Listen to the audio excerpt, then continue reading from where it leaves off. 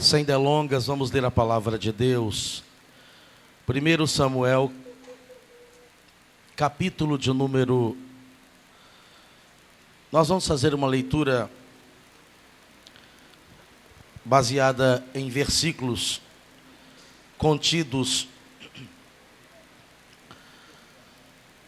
tanto no capítulo 1, como no capítulo 2 e também no capítulo 3. Então vamos começar com o capítulo 1 de 1 Samuel. Todos acharam? Nós vamos ler o versículo 26, que diz assim: E ela lhe disse: Meu Senhor, juro por tua vida, que eu sou a mulher que esteve aqui ao teu lado, orando ao Senhor. E por este menino orava eu. E o Senhor concedeu-me o que pedi. Por isso, agora eu o dedico ao Senhor, por todos os dias de sua vida, será dedicado ao Senhor. E ali adorou ao Senhor. Capítulo 2, versículo 11. Diz assim: Então Elcana voltou para casa em Ramá, mas o menino começou a servir ao Senhor sob a direção de Eli. Versículo 12. Os filhos de Eli eram ímpios e não se importavam com o Senhor. Versículo 17. O pecado desses jovens era muito grande à vista do Senhor, pois eles estavam tratando com desprezo a oferta do Senhor. Samuel, contudo, ainda menino, ministrava perante o Senhor, vestindo uma túnica de linho. Capítulo de número ainda o capítulo 2, verso de número 26. E o menino Samuel continuava a crescer, sendo cada vez mais amado pelo Senhor e estimado pelo povo. E para terminar, capítulo 3, a partir do versículo 1. O menino Samuel ministrava perante o Senhor, sob a direção de Eli. Naqueles dias, raramente o Senhor falava, e as visões não eram frequentes. Certa noite, Eli, cujos olhos estavam ficando tão fracos, que já não conseguia mais enxergar, estava deitado em seu lugar de costume. A lâmpada de Deus ainda não havia se apagado. E Samuel estava deitado no santuário do Senhor, onde se encontrava a arca de Deus. Então o Senhor chamou Samuel. E Samuel respondeu: Eis-me aqui. E todos dizem amém? Amém. Tomem assento, por favor.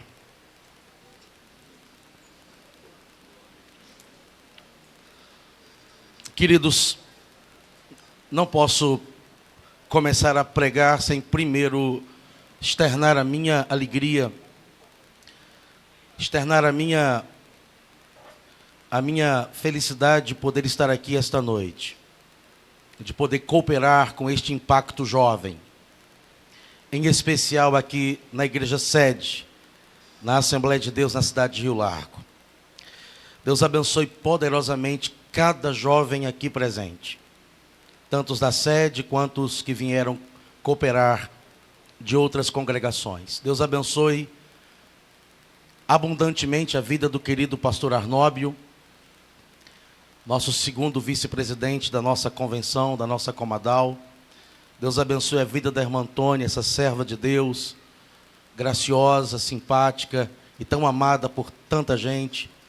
Deus abençoe a vida do diácono Fábio. Fábio. Mas Fabrício e Fábio é parecido. Deus abençoe a vida do diácono Fabrício, que é o coordenador dos jovens aqui da sede. Deus abençoe a vida do diácono Góes, coordenador dos jovens aqui do campo. Enfim, meus companheiros, meus preciosos amigos, a minha retaguarda, presbíteros, evangelistas, enfim, Deus em Cristo os abençoe. Quantos vieram ouvir Deus falar, me dá um sinal, por favor. Que maravilha. Eu vou pedir a todos vocês que levantaram as mãos, confirmando que vieram ouvir Deus falar, peço-vos, por favor, que a partir de agora estejam conectados com a ministração, com a exposição da palavra de Deus. Só se levante se for um caso de extrema, mas de muita extrema necessidade. Se não for o caso, por favor, repito, estejam todos fitados, conectados aqui conosco. O período dos juízes, um período que durou mais de 300 anos, cerca de 380 anos, foi um período em que, se você ler a história dos juízes de Israel, é claro que para isso você vai precisar ler especialmente o livro dos juízes. E o livro dos juízes fica logo depois do livro de Josué. E quando você lê o livro dos juízes, você vai descobrir que o tempo dos juízes e o porquê Deus levantou os juízes. A Bíblia diz que não havia rei em Israel. Não havia uma liderança. Josué já havia morrido. Tanto é que o livro dos juízes começa narrando a morte de Josué e mostrando a sequência de Israel tomando, se apoderando, conquistando a terra prometida, a terra de Canaã.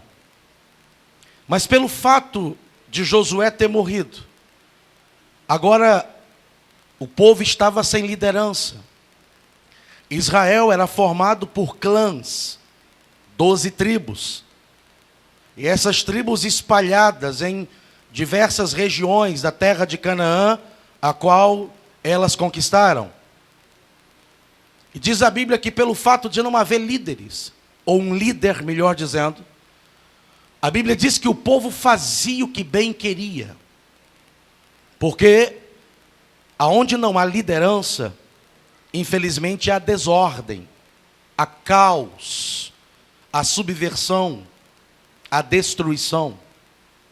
Por isso a Bíblia diz que Deus levantou homens chamados de juízes. O primeiro deles, Otiniel. O último deles, Samuel.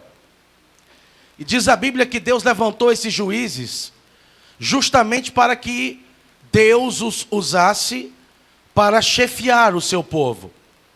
Claro que esses juízes não julgavam, lideravam de forma geral, em todos os termos, mas em termos, em lugares específicos, em regiões específicas. E diz a Bíblia que toda vez que o povo caía na mão dos inimigos, e toda vez que Deus os entregava aos inimigos, eles reconheciam seu flagelo, seus pecados, toda a sua situação caótica, e diz a Bíblia que eles resolviam clamar, se humilhar, consertar a sua vida com Deus. Deus então se apiedava deles, ouvia o seu clamor e levantava juízes para livrá-los das mãos dos inimigos. Mas toda vez que o juiz morria, o povo voltava à sua rebelião. Enquanto vivia o juiz, o povo estava, vamos dizer que, servindo a Deus. Vamos dizer que havia ordem. Mas depois que o juiz falecia, infelizmente o caos tomava conta de tudo. E o povo se rebelava contra Deus de forma terrível. E ficou esse ciclo, até que o Senhor Deus levanta, logo depois do último juiz, Samuel, vem o período monárquico. O primeiro rei, todos sabem que foi Saul, mas é com o reinado de Davi que Deus então harmoniza uma liderança sólida, pertinente, estruturada e espiritualmente forte para a nação de Israel. Agora, meus queridos, escutem atentamente. 300 anos depois, quem era o juiz de Israel? Era o sacerdote Eli. Ele era sacerdote e ele era juiz. E diz a Bíblia que nos dias de Eli, havia uma situação espiritualmente caótica. Eu disse a vocês ainda agora, que segundo a Bíblia, toda vez que um juiz estava vivo, ou seja, julgava Israel, estava com vida, estava à frente da chefia e da liderança do povo de Israel, o povo estava bem, tudo estava ok. Mas depois que morria o juiz, a desordem e o caos tomavam conta da nação. Mas nos dias de Eli, mesmo o sacerdote e mesmo o juiz estando vivo, mas ele já era avançado de idade, e seus filhos, por nome de Ofni e Finéias, que também já estavam exercendo o sacerdócio, e praticamente já eram aqueles que estavam cotados para substituir a liderança de seu pai, para serem os próximos juízes, em eminência, em evidência. Mas havia um problema muito sério, porque mesmo existindo, aparentemente, organicamente, uma liderança, mas o povo estava debaixo de um caos, mas não um caos social, e sim um caos espiritual. Porque Eli estava velho, e a Bíblia diz que ele já estava praticamente cego. E espiritualmente Eli estava frio. E espiritualmente Eli estava desleixado. E não é que ele era um mau caráter. Não é que a vida de Eli era uma vida desregrada, uma vida distanciada dos preceitos, da lei, dos mandamentos de Deus. Mas infelizmente seus filhos, que já haviam tomado as rédeas da liderança sacerdotal e da liderança no que diz respeito a julgar a nação, o povo, infelizmente eles, segundo a Bíblia, eram desviados dos preceitos de Deus, desviados dos mandamentos do Senhor. Eles que deveriam cumprir, dar o exemplo, ensinar, mas sobretudo dar o exemplo, infelizmente diz a Bíblia que eles eram ímpios.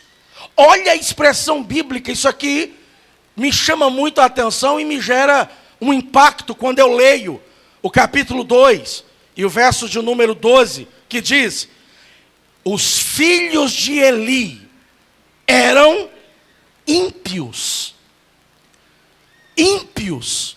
Ou seja, cometiam impiedade.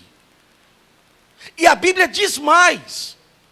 A Bíblia diz que eles eram filhos de Belial.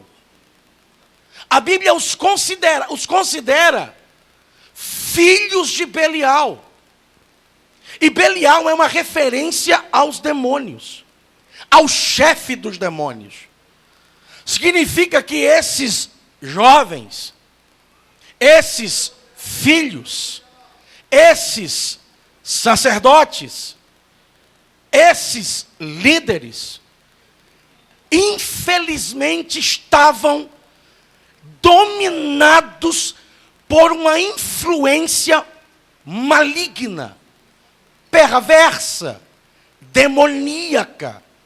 Suas ações eram ações ímpias, altamente reprováveis, execráveis, esdrúxulas, torpes, vergonhosas diante do Todo-Poderoso.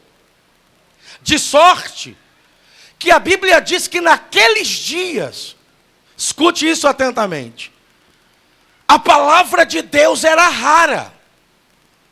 Deus já não se manifestava mais. Não havia profecia. E aonde não há profecia, segundo a Bíblia, o que acontece? O povo se corrompe. Se não havia profecia, se Deus não falava com frequência, é sinal que a corrupção estava tomando conta de tudo. E diz a Bíblia que as visões de Deus eram raras. E pelo menos a Bíblia relata um momento, uma ocasião, em que Deus levanta um profeta para falar com Eli, antes de Samuel. E diz a Bíblia que Deus usa esse profeta e fala com Eli, e o adverte, e o confronta, e o sacode, e o chama a atenção. Mas a Bíblia diz que Eli não ouviu aquele profeta. Eli não deu ouvidos à voz do Senhor. E continuou levando tudo do mesmo jeito, e tudo continuava do jeito que estava. Agora imaginem o caos. Imaginem a frieza espiritual. Imaginem a situação de subversão. Imaginem a situação caótica espiritualmente. Para vocês terem uma ideia, a Bíblia diz que os filhos de Eli não respeitavam o Senhor, desprezavam o sacrifício, cometiam sacrilégios, profanavam a liturgia de culto, a liturgia sacrificial. E tem mais. A Bíblia diz que eles, que inclusive eram casados, se prostituíam com as mulheres que ficavam à frente, à porta da tenda da congregação. É uma situação vexatória, vergonhosa. Era uma situação perturbadora. E agora? E o que fazer diante desse caos espiritual? Até que um dia, uma mulher aflita, angustiada, triste, uma mulher com a alma esmigalhada, com o coração esmagado, quebrado, uma mulher infeliz, que pelo fato de não poder gerar filhos, pelo fato de ser estéril, e todos aqui sabem, os que leem Bíblia, os que estudam Bíblia sabem, que uma mulher estéril, nos tempos bíblicos, era um opróbrio, uma vergonha, e era tido como maldição.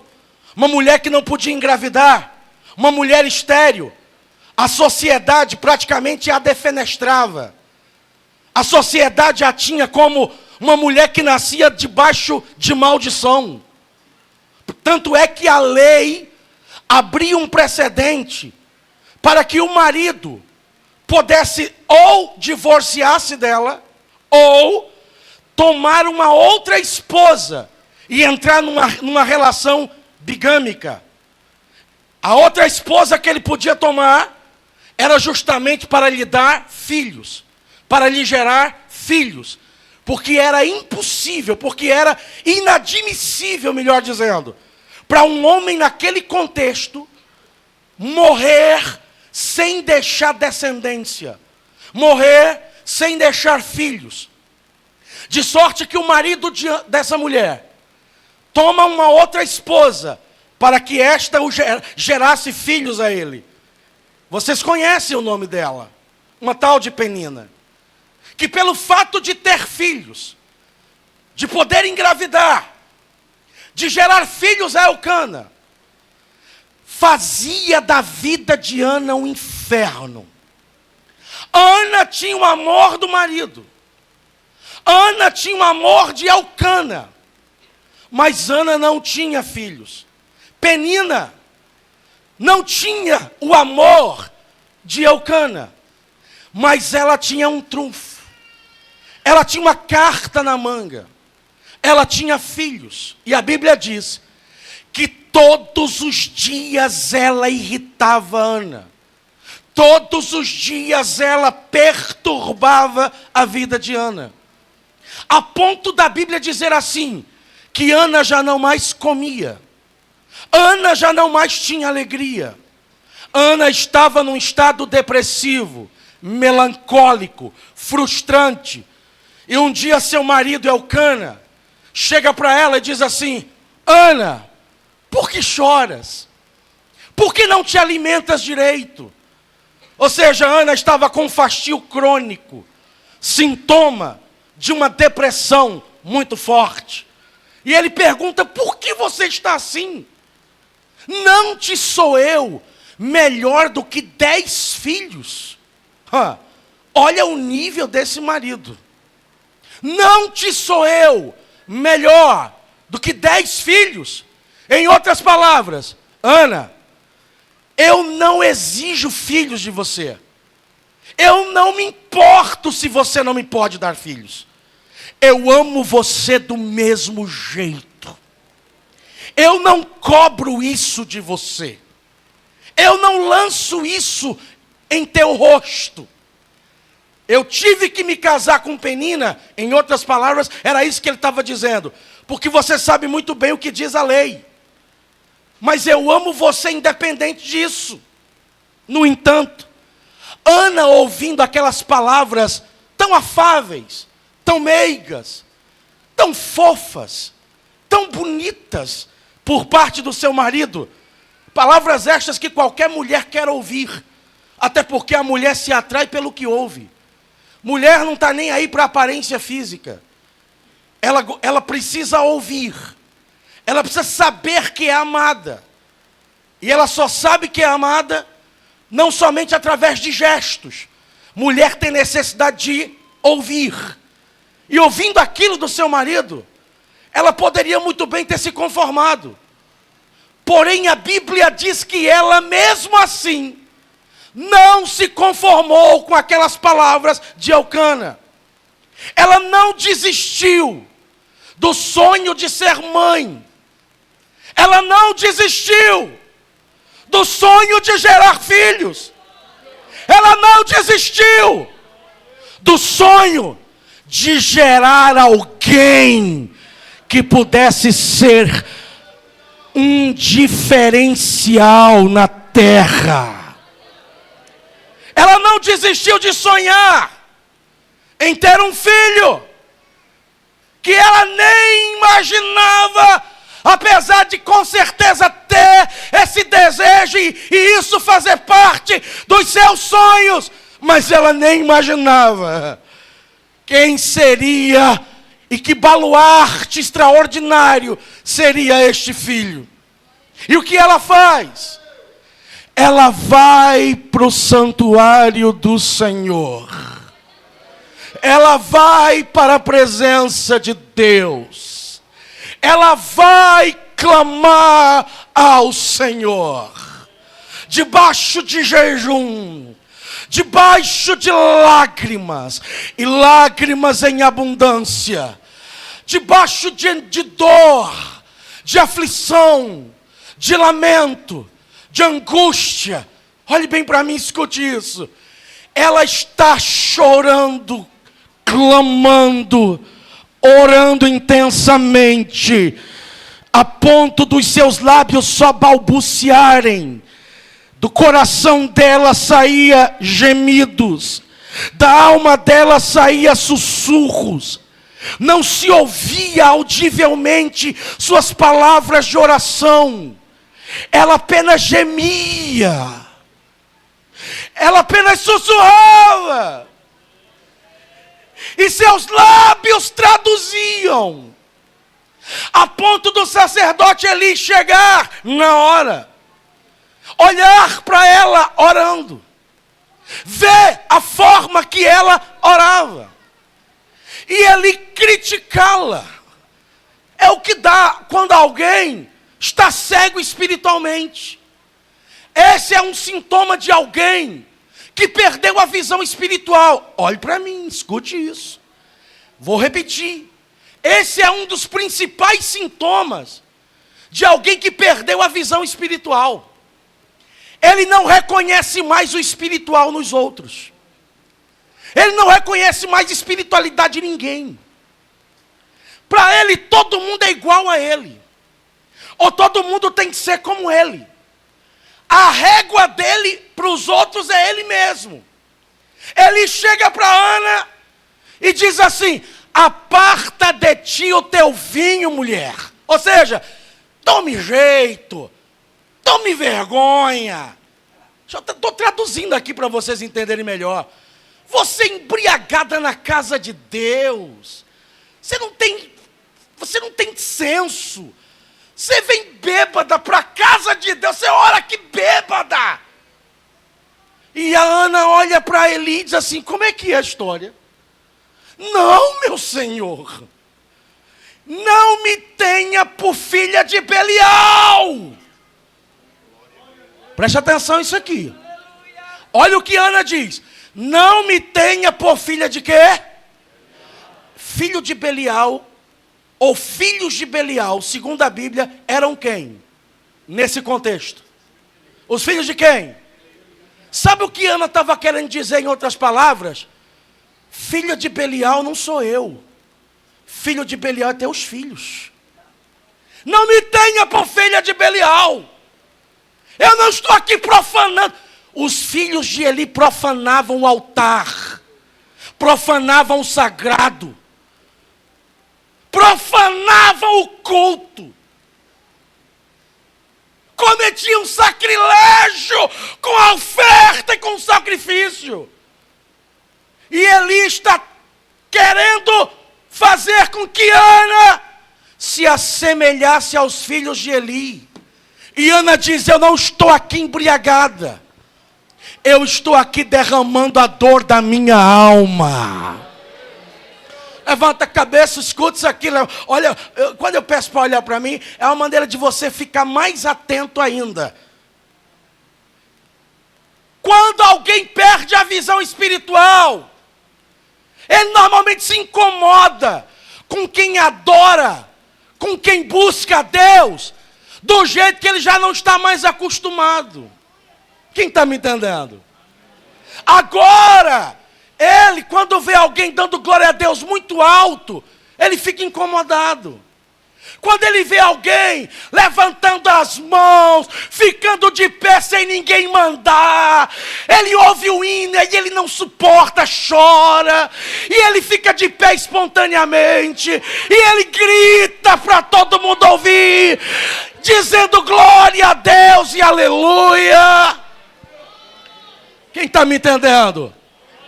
Ele não precisa de um movimento geral. Ele não precisa de um mover geral, daquele jeito que a gente está acostumado. Ele não precisa de pregador famoso, cantor famoso. Ele não precisa de pastor ungidão para falar em línguas estranhas. O culto pode ter muita gente, pouca gente. Ele não está nem aí.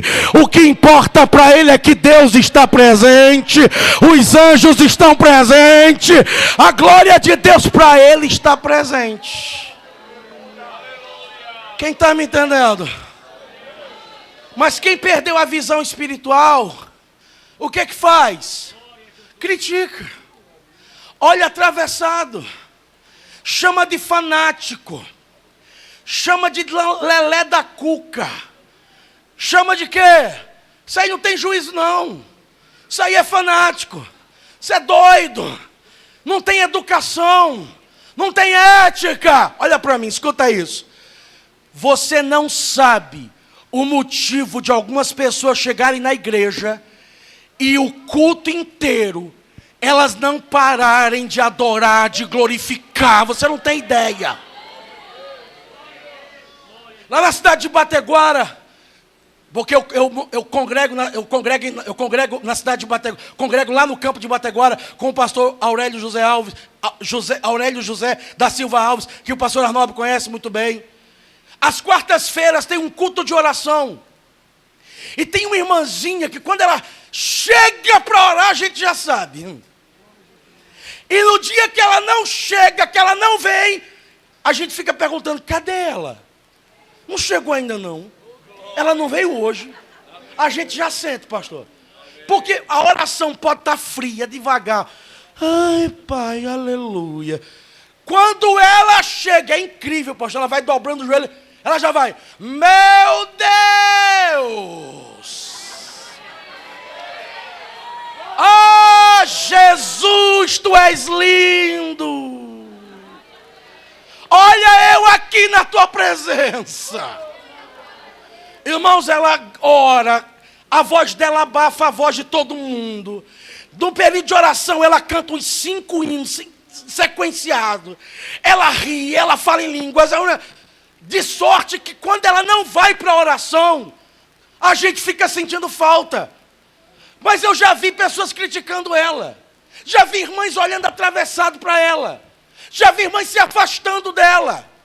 Mas aí um dia eu descobri quem era essa irmã. Mãe de 3 filhos. Mãe solteira. Largada pelo marido. Numa situação financeira difícil. Dependente de ajuda. Uma mulher que vive uma situação financeira não muito confortável. Alguém que foi desprezada pelo marido. Alguém que foi abandonada pela família.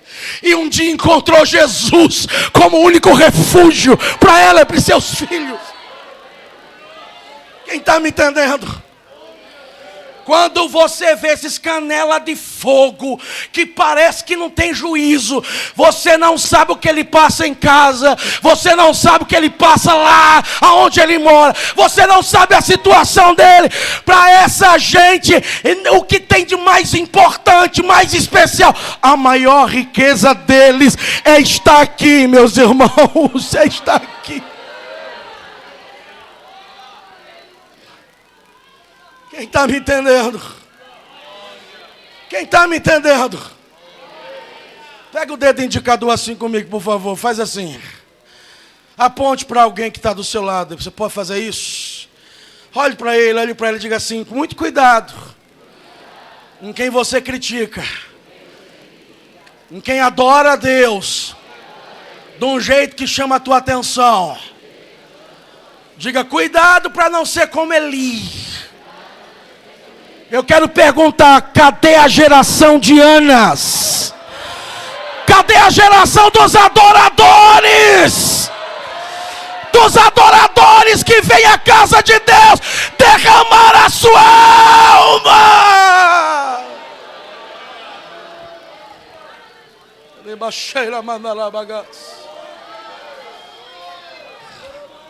Quem está me entendendo? Porque quem está sofrendo não tem cerimônia, não tem ética, meu irmão. E quando eu digo ética, não confunda a ética no sentido de ser mal educado, no sentido de ser inconveniente. Eu me refiro que quem sofre, quem está sendo humilhado, massacrado, pisado pelos problemas da vida, com dores terríveis que você não tem ideia.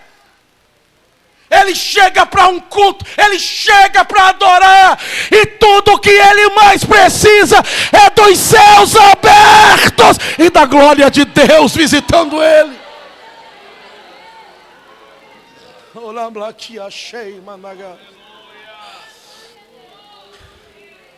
Quando ele escuta aquilo de Ana, ele se comove com ela. Ele olha para ela e diz assim: vá em paz, e que o Senhor te atenda ao pedido do teu coração. Olha o que a Bíblia diz, que Ana se levantou dali, e o seu semblante já não era mais triste. E diz a Bíblia que ela saiu dali e foi comer. E diz a Bíblia, e conheceu Ana o seu marido, ou seja, eles coabitaram. Significa que Ana recobrou forças. Ana se reanimou. Ana se renovou. Ana voltou para a vida. Ela ouviu a palavra do sacerdote. Ainda que o sacerdote estivesse cego espiritualmente. Mas quando ele falou, vai em paz, e que o Senhor te atenda, ela tomou posse da palavra.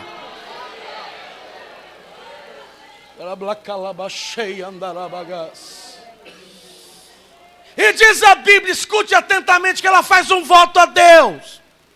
Ela diz: Senhor, se me deres um filho varão, eu o consagrarei a ti durante todos os dias da sua vida.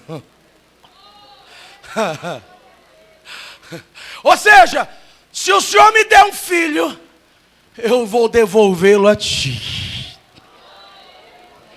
Me dá um filho e eu o entrego a ti. Vocês têm noção disso? Era tudo que Deus estava esperando. Vou repetir. Era tudo que Deus estava querendo. Num contexto de causa espiritual, Deus estava procurando uma mãe que dissesse para Deus: Senhor, meu filho será teu, para que tu possa usá-lo nas tuas mãos como tu bem quiser. Quem está entendendo a revelação da palavra, levante sua mão, por favor. Agora eu quero que deixe as mãos erguidas. Quem é pai, quem é mãe aqui? Levante sua mão. Só os que são pais, deixe suas mãos erguidas, por favor. Deus está procurando pais nesses últimos dias que consagrem seus filhos a Deus, que os entregue a Deus, que não permitam Satanás tocar em seus filhos, no caráter dos seus filhos. Estamos vivendo dias caóticos, sombrios, terríveis. Nossa juventude vai para as faculdades e é doutrinada lá. Nossa juventude vai para a faculdade e sai da faculdade ateus, agnósticos, saem da faculdade descrentes, militantes. Mas deixa eu dizer uma coisa: Deus está procurando Anas. Cadê esses pais aqui esta noite? Continue de mãos erguidas, que diga: Deus, meus filhos são teus, meus filhos te pertencem.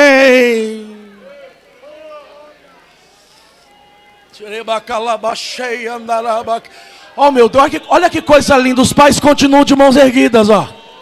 Faça isso, pai. Faça isso, mãe. Continue assim. Sua filha está aqui, estenda as suas mãos na direção dela.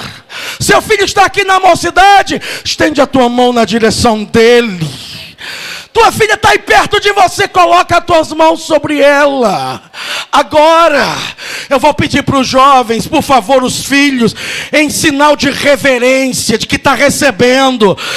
Por favor, levanta os braços assim, faz desse jeito assim, ó. Abre as mãos de vocês assim, baixa a cabeça de vocês assim, fechem os olhos e deixa os pais abençoarem vocês.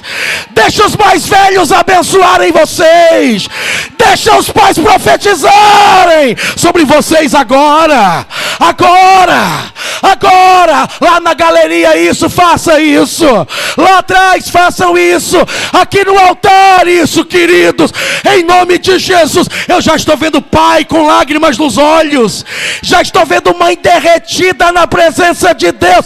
Em nome de Jesus, eu profetizo: teus filhos não farão parte da geração de Eli, da geração de filhos de Belial. Tem uma geração de Samuel que Deus vai levantar, e teus filhos fazem parte. Quem crer, quem crer, quem crer, quem crer, quem crer, continua de mãos erguidas, continua orando, continua clamando. Lenari que achei andagabadaraba.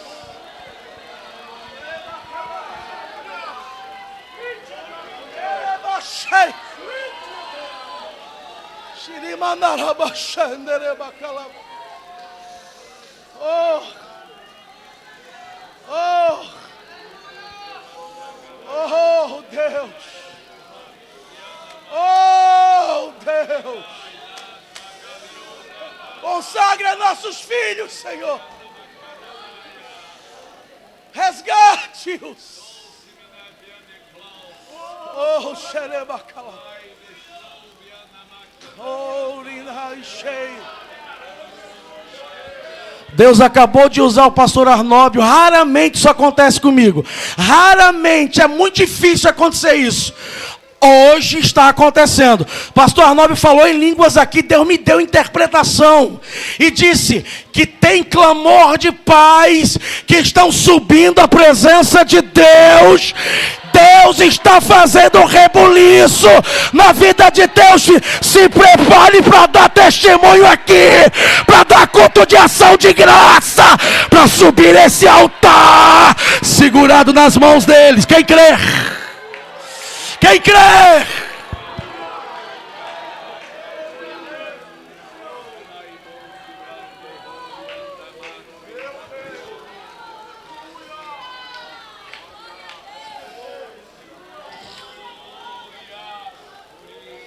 Oh,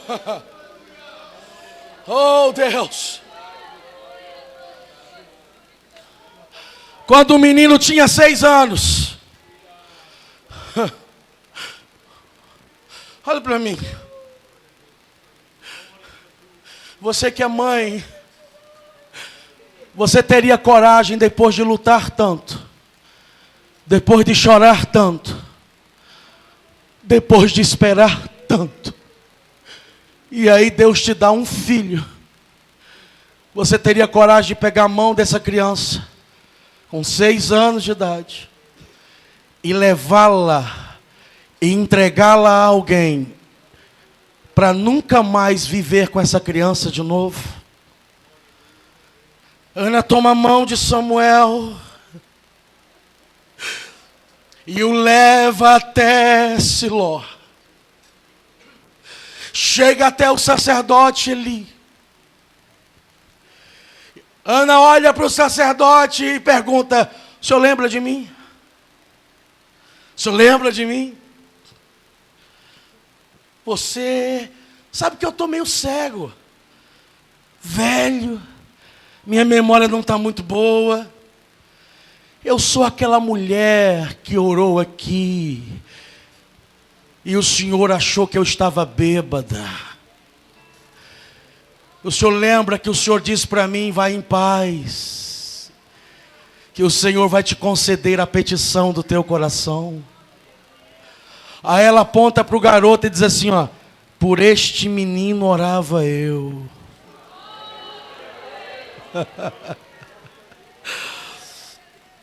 Só que tem uma coisa, Senhor Eli, eu prometi a Deus naquele dia, que se Ele me desse esse menino, eu o traria aqui, depois que ele fosse desmamado, e deixaria ele aos teus cuidados, para que ele cresça e sirva ao Senhor.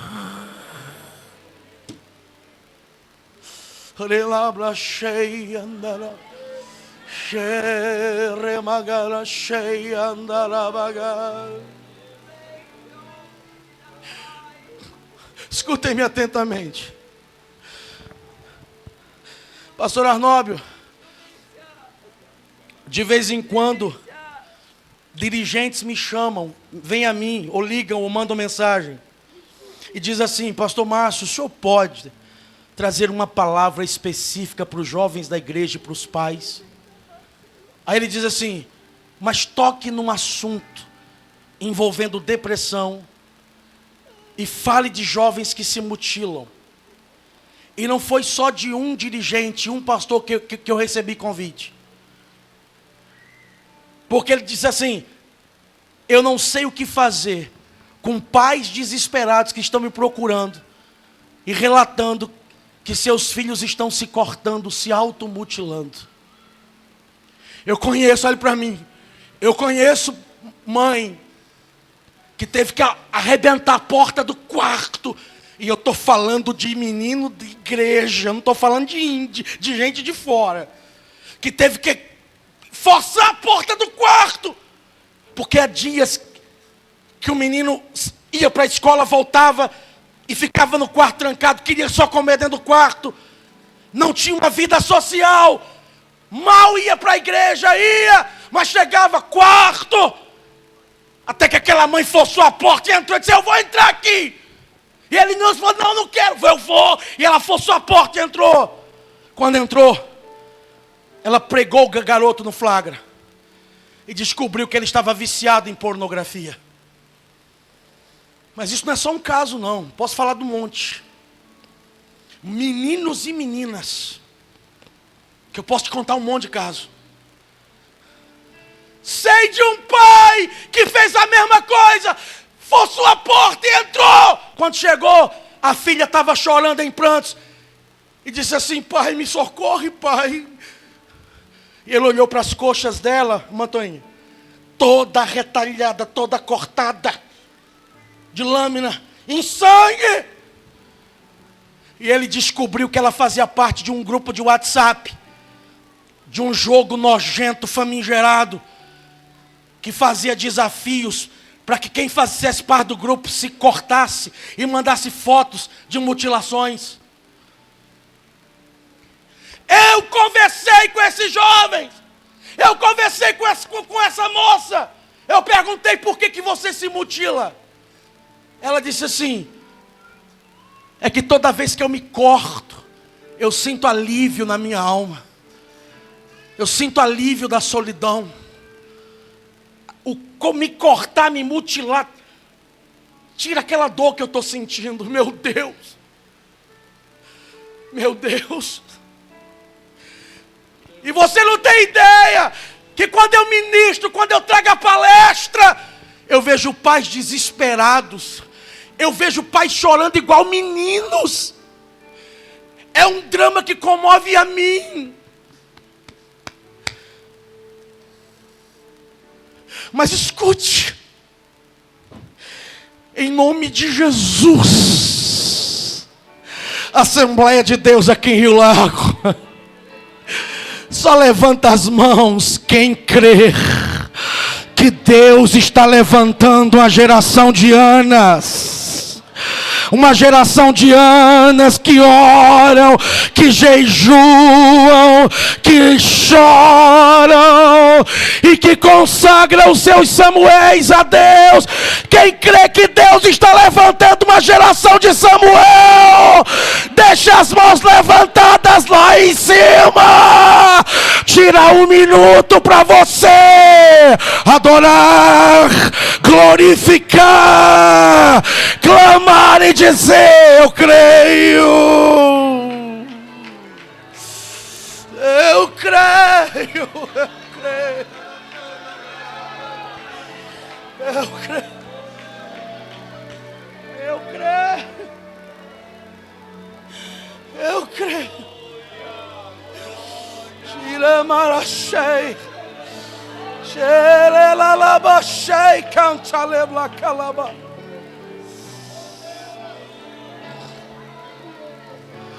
Eu tenho um Deus que não vai deixar essa luta me matar, o desespero me toma. Quero ouvir os pais e os filhos dizer, por mais pressão que seja a situação, o controle. Aonde está o controle? Mostra, mostra. Diga mais uma vez. Eu tenho um Deus que não vai deixar essa luta me matar, o desespero me tomar. Por mais pressão que seja a situação, o contra. Pais que estão clamando com lágrimas agora, levante as mãos e diga profeticamente: o choro dura uma noite, mas ela vem pela manhã. Eu creio. Teus filhos podem estar nas drogas, desviados, mas cante. Choro dura uma noite, mas a alegria. A tua casa pode estar em caos, pela manhã. mas cante. Eu creio, eu creio. Ainda que a figueira não floresça e não haja fruto na vide, e o produto da oliveira minta,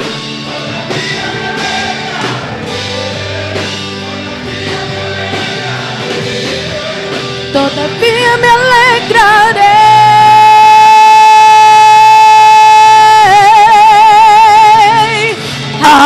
Ainda que a figueira não floresça e não haja fruto na vide, e o produto da oliveira minta,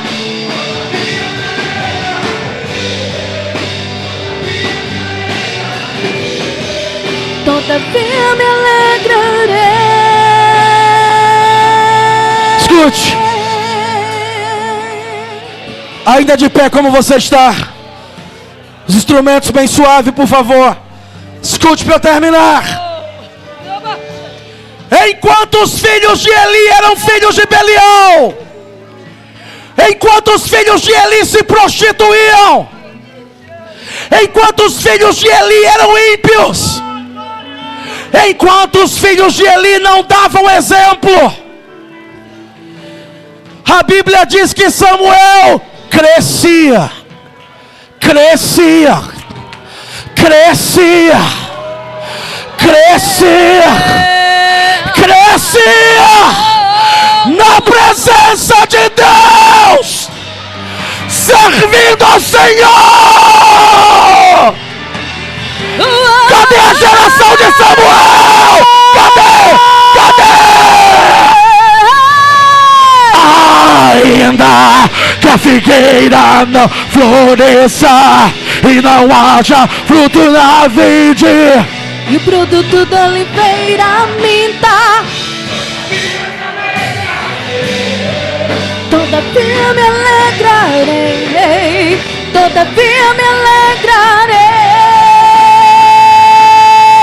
Nós vamos dizer que o choro dura uma noite, o choro dura uma noite, mas a alegria, quando é que ela vem? Ela vem pela manhã. Quem crê? Eu creio, eu creio. Diga mais uma vez. O choro dura uma noite, mas a alegria, ela vem pela manhã. Eu creio. Quem crê? Quem crê? Quem crê?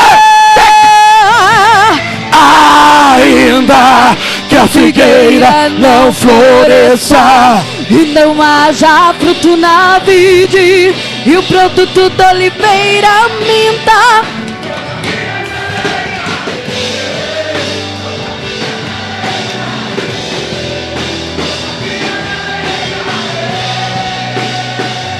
toda a família declara mais uma vez. Ainda que a figueira não floresça e não haja fruto na vide, e o produto da oliveira minta,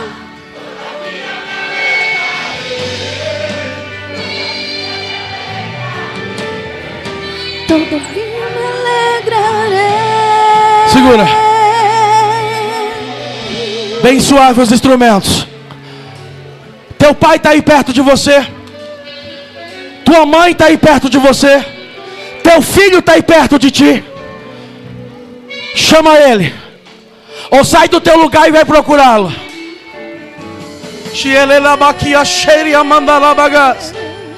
Jovens, olhem para cá. Teu pai está aqui no altar, tua mãe está aqui em cima, teu pai está aqui em cima. Procura teu pai agora. Procura tua mãe agora. Eu creio que Jesus pode batizar filhos com o Espírito Santo, abraçados com seus pais agora. Procura teu filho para chorar com ele, pai. Procura teu pai para chorar junto com ele, filho. Olha que coisa linda, meu Deus. Fiquem à vontade, escutem, continuem, façam isso, fiquem à vontade. A Bíblia diz que um dia, antes que a lâmpada de Deus apagasse, Samuel estava deitado no santuário, perto da arca. Olha a diferença. Enquanto os filhos de Eli cresciam longe da arca, Samuel crescia perto da arca, perto da presença. E Deus visitou Samuel. E Deus chamou Samuel. Quem crê que Deus está levantando uma geração de Samuel aqui, agora? Cadê os Samuéis que não vão sair de perto da arca? Eu estou ouvindo choro de paz aqui agora. Que bonito, Jesus. Tem famílias aqui que estão vendo filhos que estão sem pais. Se você quiser, adote filhos por hoje, filhos espirituais. Chama algum garoto, alguma garota que está sozinho, que está chorando sozinho. Chama para perto de ti. Envolve ele com tua família agora, com tua casa. Eu já coloquei as minhas vestes brancas, estou só te esperando ver dançar. Cantem. Maranata,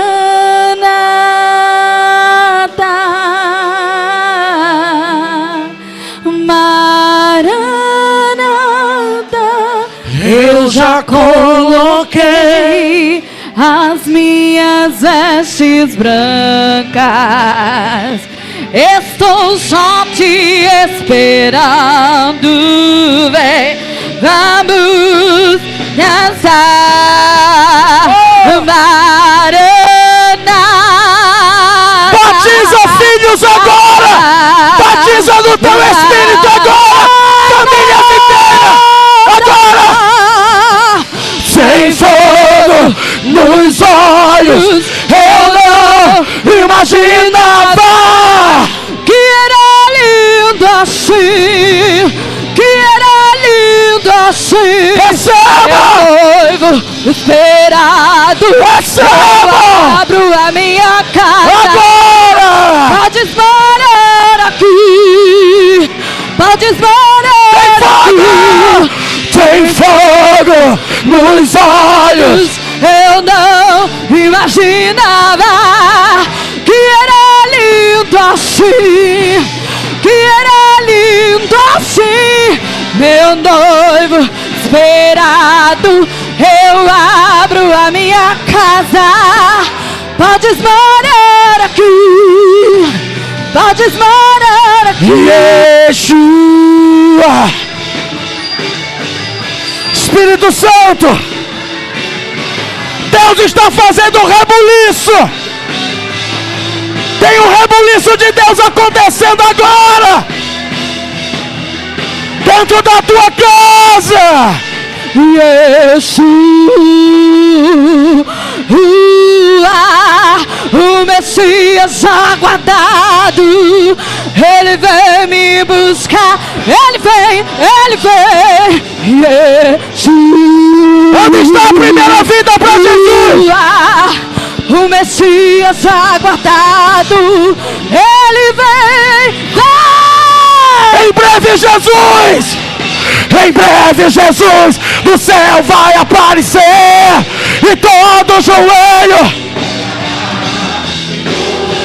declara famílias, declara filhos, mas a igreja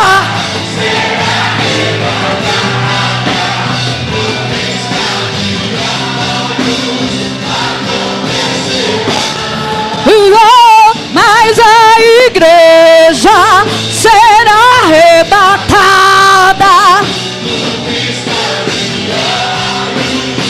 Acontecerá, mas aí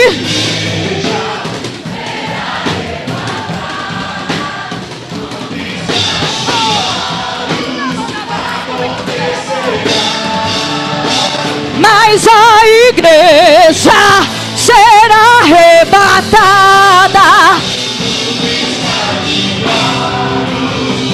Acontecerá. Yeshua. Onde está a primeira vida para Jesus? Onde está o primeiro filho? Vem. A primeira mãe e o primeiro pai para ser crente.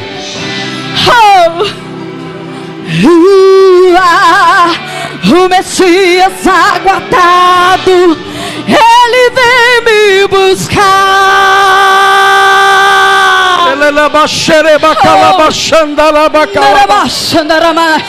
Continue orando, irmãos. Continue abraçado com teus filhos. Continue abraçado com teus pais. Os obreiros, os homens de Deus, meus colegas que estão aqui no altar, estendam as mãos na direção desses jovens. Se quiser pode sair daqui, pode colocar as mãos sobre eles.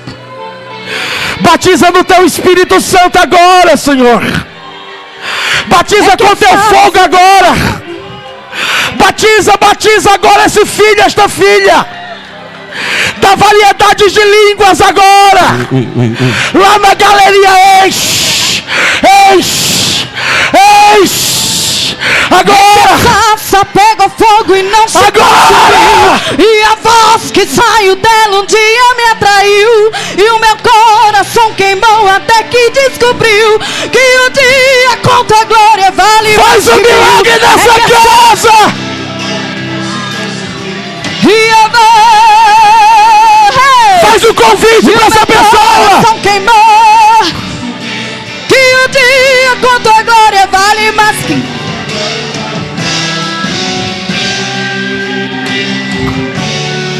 Faz o convite aí, meu irmão. Convida essa pessoa que está desviada, que está afastada para Jesus.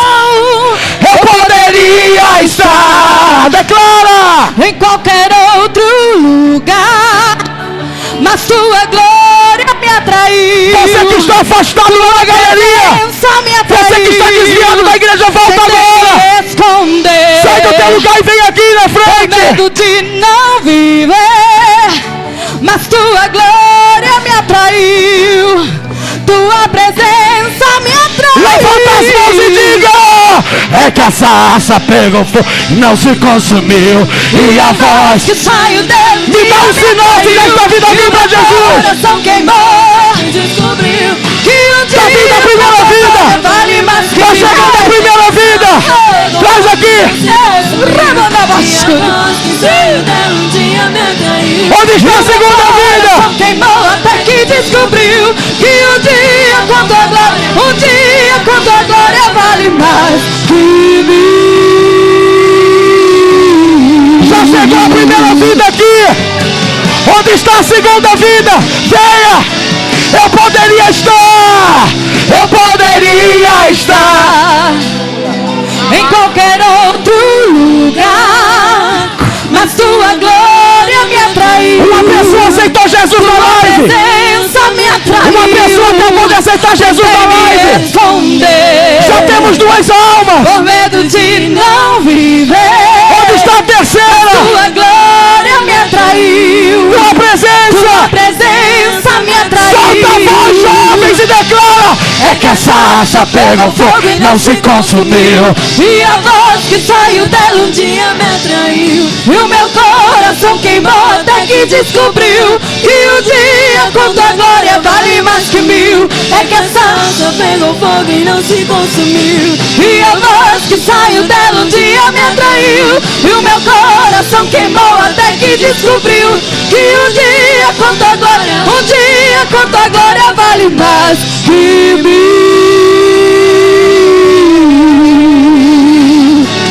Já chegou a terceira. Já chegou a terceira vida. Atraídos por tua presença. Atraídos pela tua. Já chegou mais 2. Olha que coisa linda. Não me vejo sem a tua presença. Já são 4 vidas. Atraído pela tua presença.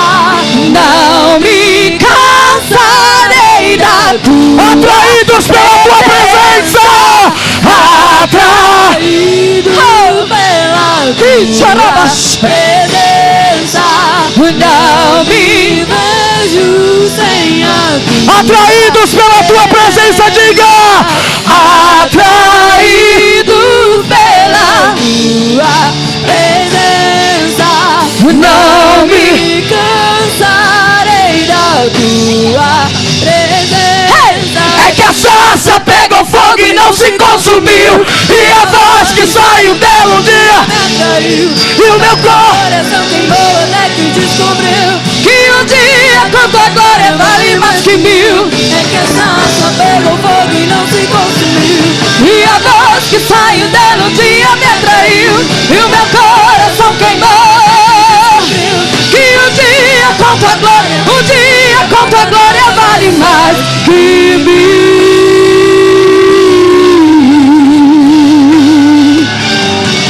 Que coisa linda!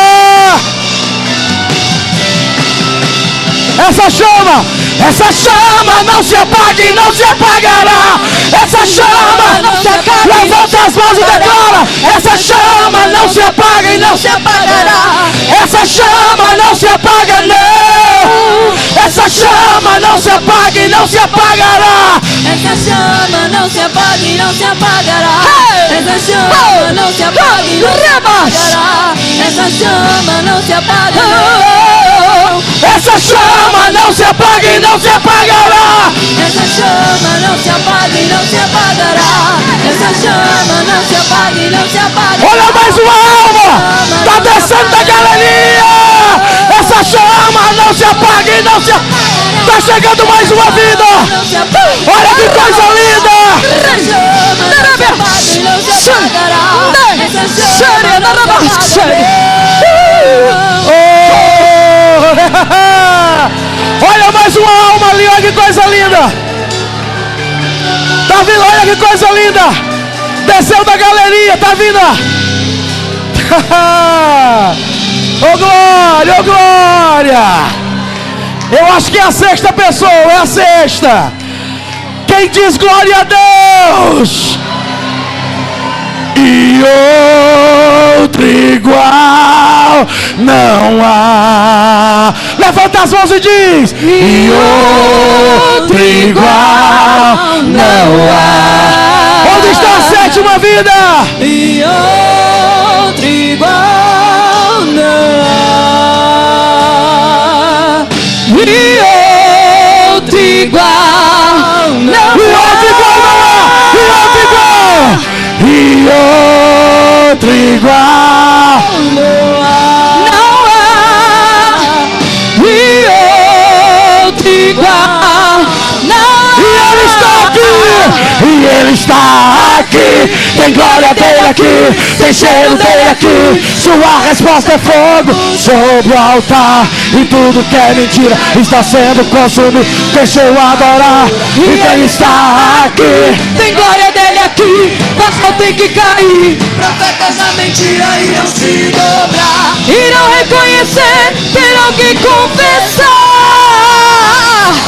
que só há um Deus de tudo na terra.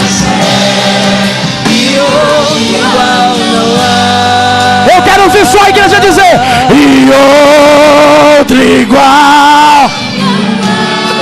Faz um coral e diz: E outro igual não há.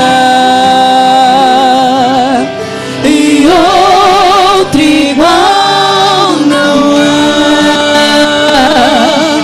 E outro igual segura os instrumentos. não há. Para tudo agora, a capela, vai.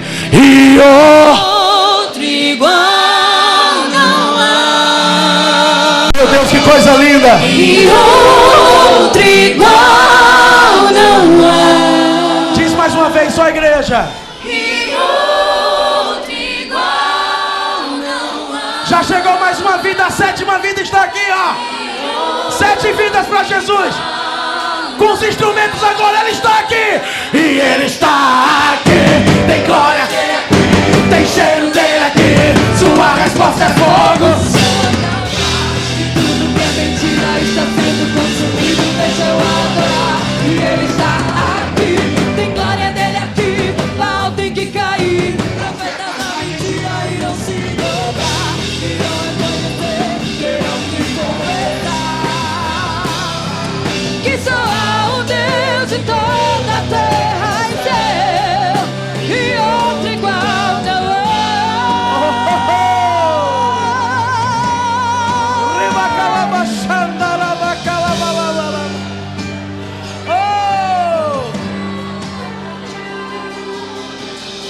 igreja.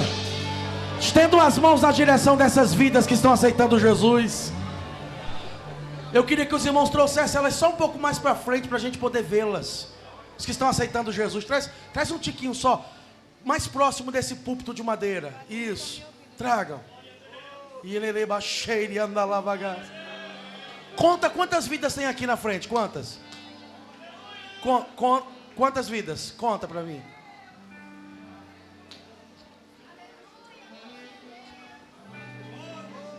Quantas vidas?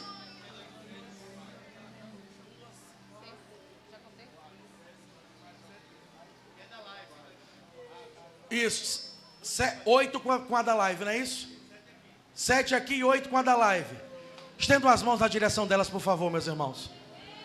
Eu queria que os queridos que estão com essas pessoas, que estão orando do lado delas, orem junto com elas e orientem elas a orar, pedindo perdão dos seus pecados e pedindo para Jesus escrever o nome delas no livro da vida, por favor.